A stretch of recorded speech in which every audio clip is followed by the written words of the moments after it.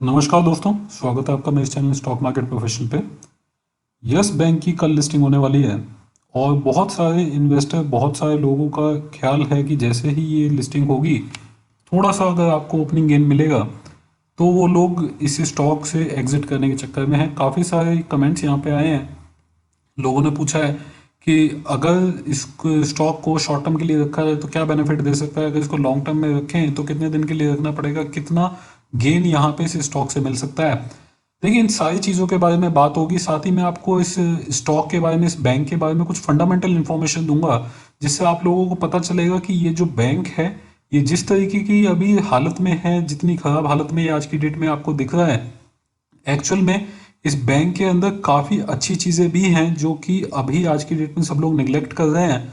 और ये ऐसी चीज़ें हैं, देखिए, आगे जाके इस बैंक को एक अच्छे मुकाम तक पहुंचा सकती हैं। इससे पहले मैं ये वीडियो स्टार्ट करूं, ये इन्फॉर्मेशन आपको दूं, आप लोगों से रिक्वेस्ट है कि अगर आप फर्स्ट टाइम मेरे चैनल के ऊपर आए हैं या फर्स्ट टाइम मेरा कोई वीडियो वॉच कर रहे हैं तो चैनल को सब्सक्राइब जरूर कर लीजिएगा। फ्यूचर में इसी तरीके की इन्फॉर्मेटिव वीडियोस आपको मिलती रहेंगी। देखिए, यस बैंक के बारे में अभी आपने एफपीओ के बारे में बहुत सारी न्यूज़ सुनी होंगी, लेकिन अभी हम जो देखने वाले हैं वो एफपीओ से बिल्कुल अलग है। ये बेसिकली थोड़ा सा फंडामेंटल टच है इस स्टॉक के बारे में।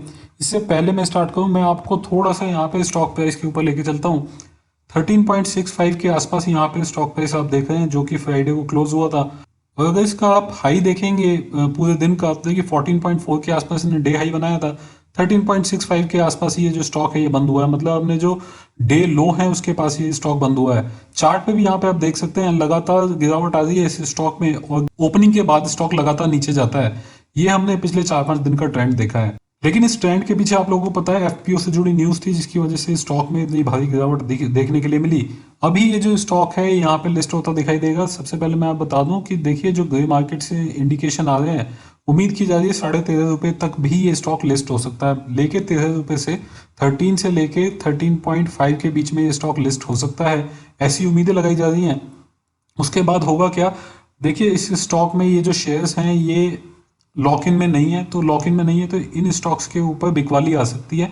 हो सकता है कि ये जो स्टॉक है आपको ओपनिंग के बाद थोड़ा गिरता हुआ दिखाई दे। देखिए, इसका जो सर्किट है, सर्किट ब्रेकर 10% का कर दिया गया है। अगर स्टॉक ऊपर गया तो 10% का सर्किट लग जाएगा, जो कि होगा करीब 15 रुपीज़ के आसपास। और अगर स्टॉक नीचे गया तो देखिए अगेन 12 रुपये 35 पैसे के आसपास यहाँ पे आपको सर्किट लगता दिखाई दे सकता है नीचे की तरफ। तो स्टॉक में 10% का मूव रह सकता है पूरे दिन के अंदर। लेकिन अगर आपने ये स्टॉक खरीदा है, इस स्टॉक के अंदर इन्वेस्ट किया है, तो देखिए आपको जल्दबाजी करने की जरूरत नहीं है। अगर आप इस स्टॉक को लॉन्ग टर्म के लिए होल्ड करेंगे तो देखिए फंडामेंटली स्टॉक बुरा नहीं है। मैं थोड़ा सा आपको बताता हूँ, आप सब लोगों को पता होगा एनपीए से रिलेटेड आपको काफ़ी प्रॉब्लम इस स्टॉक के अंदर देखने के लिए मिली है। कंपनी की हालत काफ़ी खराब थी, स्लिपेज काफ़ी ज़्यादा थे, जिसकी वजह से स्टॉक में लॉस होना स्टार्ट हुआ और लॉस इतना ज़्यादा बढ़ गया। बड़ी प्रोविजनिंग यहाँ पे करती हुई दिखाई दी है बैंक, और प्रोविजनिंग इतनी ज़्यादा बढ़ गई कि स्टॉक में काफ़ी ज़्यादा लॉस आपको दिखाई देने लगा। अब उसी तरीके से देखिए इस स्टॉक को नुकसान क्या क्या हुआ है, मैं आपको दिखा देता हूँ।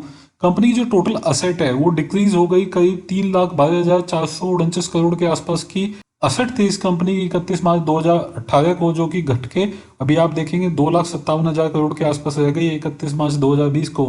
टोटल डिपॉजिट देखेंगे उसमें गिरावट आई है, 2,688 करोड़ के यहाँ पे टोटल डिपॉजिट हुआ करते थे 31 मार्च 2018 को।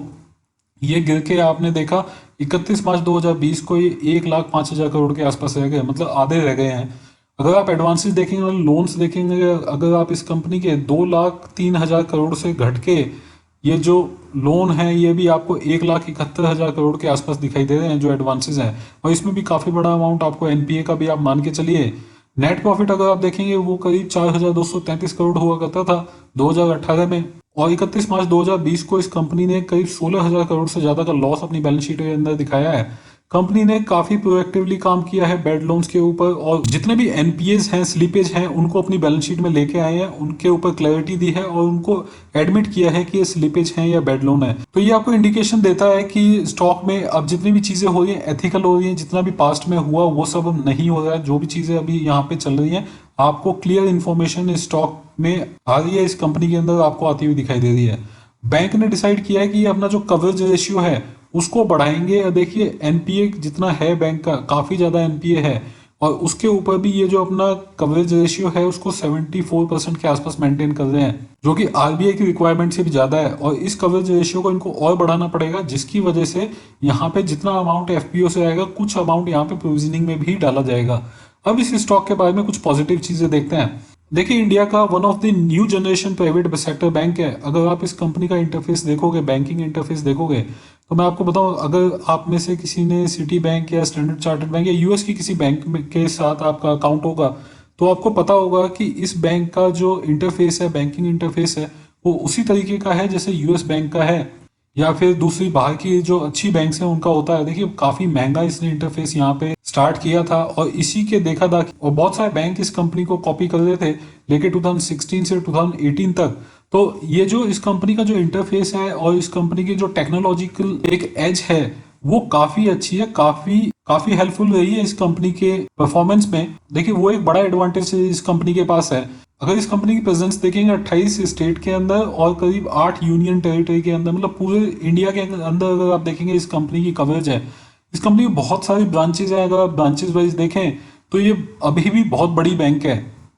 इस कंपनी के अगर टोटल ब्रांचेस अगर आप देखते हैं मार्च 31 2020 को, तो करीब 1135 ब्रांचेस थे इस कंपनी की, और इस कंपनी के 1400 से ज़्यादा एटीएम है 31 मार्च 2020 को। तो इस कंपनी की जो प्रेजेंस है वो बहुत ही इंपॉर्टेंट है, बहुत ही बड़ी है, जो इस कंपनी को एक काफी बड़ा बैंक का दर्जा देती है। जो भी बैंक में हो रहा है, जितनी भी प्रॉब्लम है वो सारी चीजें अलग है, लेकिन अगर आप इस कंपनी के कवरेज देखोगे, कितने कस्टमर ये टच करती थी, तो वो काफी ज्यादा है। नंबर ऑफ कस्टमर भी काफी ज्यादा है। गिरने के बाद भी अगर आपने देखा कि जो कस्टमर करीब 50% कम हो चुके हैं, यहाँ से और कम होने की उम्मीद नहीं है, क्योंकि यहाँ से सेंटीमेंट्स पॉजिटिव होने की तरफ दिखाई दे रहे हैं। साथ ही जो एफपीओ के लिए यहाँ पे मैनेजमेंट का इंटरव्यू था, उसमें उन्होंने क्लियर बोला था कि ये जो पैसा आएगा एफपीओ का, उसको दो चीजों के लिए यूज किया जाएगा। एक है कि अपनी जो इमेज है उसको सुधारने के लिए, साथ ही एक बफर रखा जाएगा कोविड की वजह से जो नुकसान होगा उसको इम्प्रूव करने के लिए यहाँ पे ये पैसा यूज होगा। आपने दूसरी बैंकों को भी देखा होगा, जो अच्छी बैंक है एचडीएफसी, आईसीआईसीआई बैंक, उनको भी इस सिचुएशन में पैसा मार्केट से उठाना पड़ रहा है। तो अगर ये बैंक भी इक्विटी यहाँ पे बेच के पैसा ले रही है, तो देखिए काफी अच्छी न्यूज मानी जा सकती है, काफी पॉजिटिव न्यूज मानी जा सकती है। किसी से लोन नहीं लिया है या किसी से इस तरीके का पैसा नहीं लिया है कि जिसके ऊपर इसको इंटरेस्ट देना पड़े या कोई पैसा देना पड़े। यहाँ पे इक्विटी का यूज किया गया है, और जो कि एक इस कंपनी को हेल्प करेगा अपने सीआर मेंटेन करने के लिए। साथ ही दूसरी चीज ये होगी कि ये कंपनी किसी के ऊपर डिपेंडेंट नहीं रहेगी, एटलीस्ट ग्रोथ के लिए। अगर आप अगले कुछ दिनों के अंदर देखेंगे तो देखिए जैसी सिचुएशन आने वाली है बैंकों के लिए, जैसा माना जा रहा है हर एक बैंक बफर बना के चल रही है, उसी तरीके से इस बैंक ने भी एक बड़ा अमाउंट यहाँ पे रखा है, जो कि ये खराब टाइम में, ये प्रॉब्लम के टाइम पे यूज कर पाएंगे। तो इस अमाउंट से एक चीज तो कंफर्म हो जाएगी कि बैंक कोलैप्स नहीं करेगी, बिल्कुल नीचे नहीं जाएगी। और हो सकता है अगर प्रॉब्लम रहेंगी तो कुछ टाइम की रहेंगी, साल डेढ़ साल के आसपास की प्रॉब्लम रहेंगी, उसके बाद वापस से इस बैंक में थोड़ा बाउंस बैक आ सकता है। देखिए, इस बैंक के पास आप देखेंगे तो बहुत ही स्पेशलाइज्ड सर्विसेज में ये कंपनी काम करती है। बैंकिंग सर्विस के अलावा अगर आप देखेंगे मर्चेंट बैंकिंग का इसके पास लाइसेंस है, डिजिटल बैंकिंग का इसके पास लाइसेंस है, ब्रोकरेज बिजनेस भी ये कंपनी करती है, एसेट मैनेजमेंट का इसके पास लाइसेंस है, और साथ ही इन्वेस्टमेंट बैंकिंग जो इसको 2018 में ही मिला था। इतने सारे लाइसेंस इसके पास अलग है बैंकिंग बिजनेस के अलावा। तो एक अच्छा खासा बड़ा कॉन्ग्लोमरेट है। अगर बैंकिंग सेक्टर में देखें, जितने भी बैंकिंग बिजनेस होते हैं सारे बिजनेस ये कंपनी करती है। देखिए, अगर इस कंपनी की ब्रांच देखेंगे आप, तो 631 ब्रांच हुआ करती 2015 में, जो कि अभी बढ़ के 1135 हो गई है। मतलब काफी ज्यादा बढ़ गई है पिछले 4-5 साल के अंदर। और पिछले 2 साल में तो आपने देखा कि ज्यादा ब्रांचेस यहाँ पे लगाई नहीं गई हैं, लेकिन 2017 और 18 के अंदर बहुत बड़ा एक्सपेंशन इस बैंक ने किया था, जिसकी वजह से इस कंपनी की जो 80-85% ब्रांचेस हैं वो 3 साल से कम पुरानी है। तो सारी ब्रांचेस जो हैं वो नई है, वहां पे बहुत ज्यादा कुछ खर्चा इस बैंक को करने की जरूरत नहीं है। देखिए, 386 ब्रांच इसकी मेट्रो में है, 236 अर्बन एरिया में है, 298 कई सेमी अर्बन एरिया में, और रूरल एरिया में भी इस कंपनी की 215 ब्रांचेस हैं। तो इसका कंपनी का जो नेटवर्क है, जो रीच है, वो बहुत ज्यादा बड़ी है।